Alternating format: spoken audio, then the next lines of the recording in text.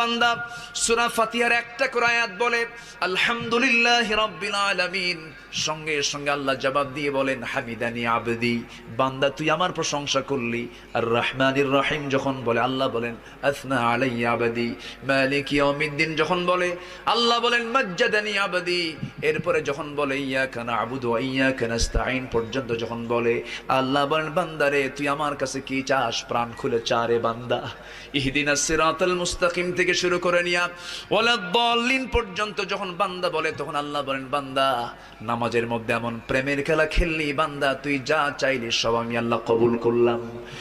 ওই বান্দা যখন রুকুতে যায় আল্লাহ তখন অস্থির হন।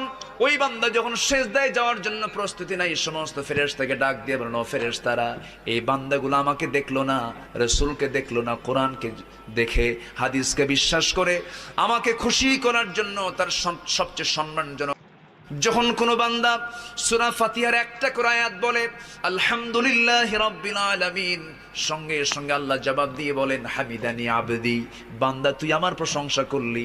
আর রহমানির রহিম যখন বলে আল্লাহ বলেন আসনা আলাইয়া আবদি। মালিক